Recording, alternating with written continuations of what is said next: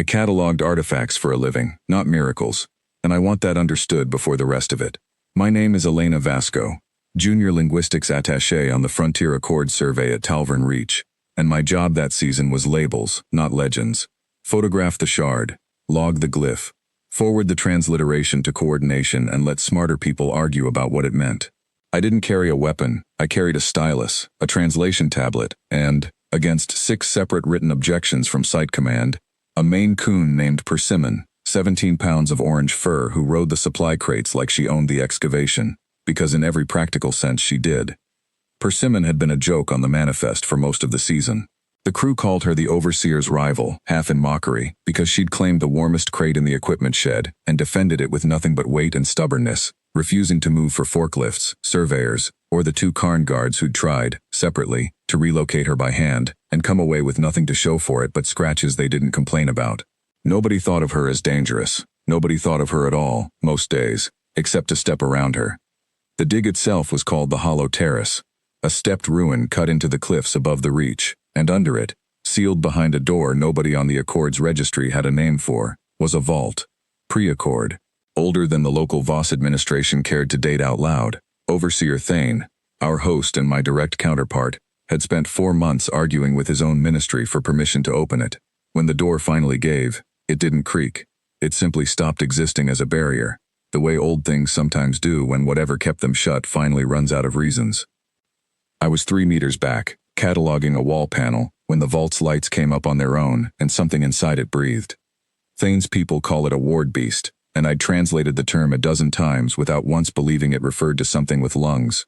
It was the size of a transport skiff, plated in stone gray scale gone dull with age, and it had been asleep, or something adjacent to asleep, since before anyone in that room had a written language. When it lifted its head, dust sifted off it like it was shedding centuries. Nobody moved. Nobody breathed.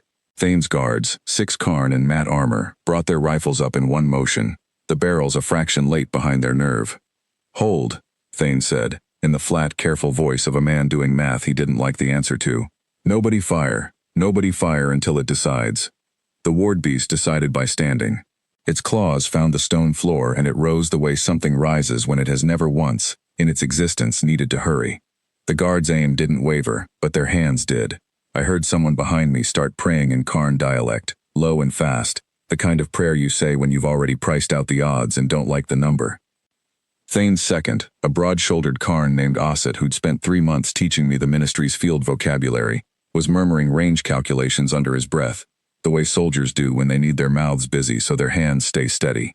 I caught fragments, mass estimate, plating thickness, projected reach, the same arithmetic every armed body in that chamber was running, and none of it added to good odds. The ceiling was low enough that the ward beast's shoulders nearly brushed it. There was nowhere left to retreat to that it couldn't close in 3 strides. I should have been afraid. I was, distantly, the way you're afraid of weather you can't outrun. But most of my attention that second was on Persimmon, because she had jumped down off the equipment crate she'd claimed as a throne, and was walking. Not running, not creeping, just walking. Tail up, unhurried, straight down the center of the vault chamber toward 11 tons of something that could have ended the excavation, the mission, and the funding cycle in one motion.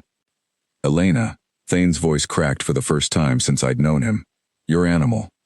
"I know," I said, and did not move to grab her, because some instinct older than my orders told me that grabbing her right now would be the mistake, not letting her go.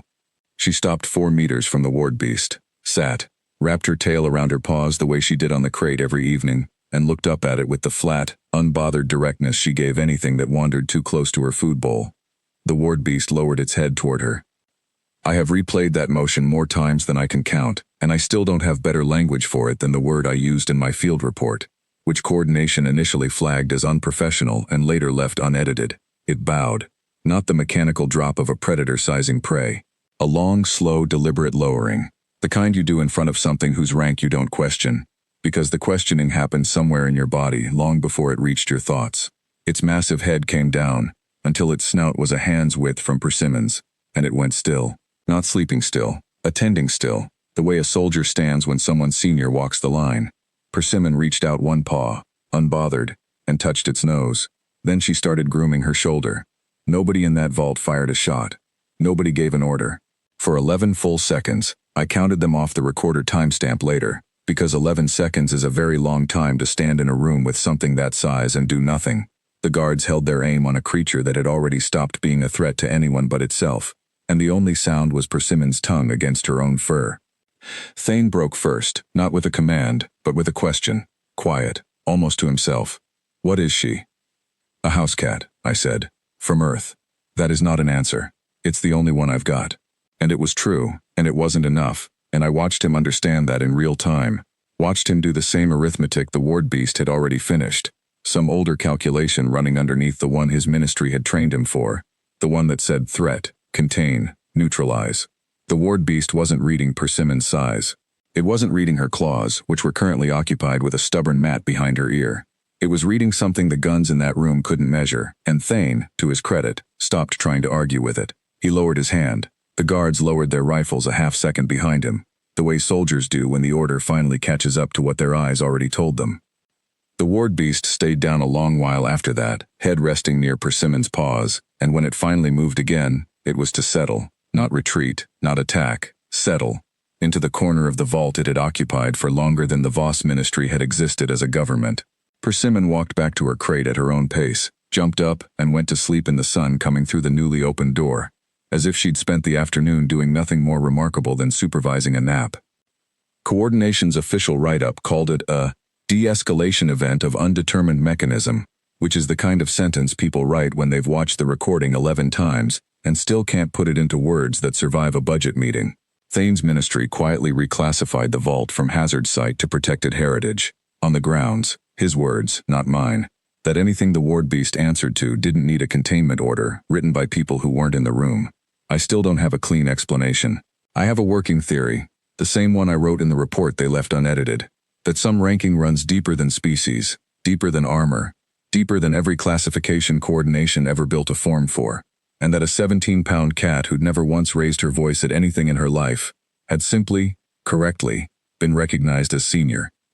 Oss had asked me about it once, weeks later, over cold rations in the shed Persimmon had annexed on her first day. He wanted to know how I'd known she wouldn't just walk up and get killed. I told him the truth. I hadn't known anything. I'd only noticed that she wasn't afraid, and that in 3 months of watching her ignore forklifts and armed men twice her size, I'd never once seen her act without being certain first.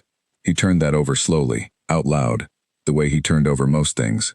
On my world, he said finally, we would have shot it and called that victory. He didn't say the rest, but I understood it anyway, that a vault sealed longer than his ministry's written history had stayed intact, guardian and all, because nobody in the room had been foolish enough to override a cat's judgment with a trigger. Persimmon never learned any of this mattered. She spent the rest of the season doing what she always did, sleeping on warm equipment, ignoring every guard who tried to pet her, and once, memorably, sitting on Thane's ceremonial ledger during a briefing he was too polite to interrupt. The ward beast never moved from its corner again on our watch, content, it seemed, to have found something worth guarding quietly instead of something worth waking for. I closed out my last week at Talvern Reach filing the final artifact logs, same as every season before it.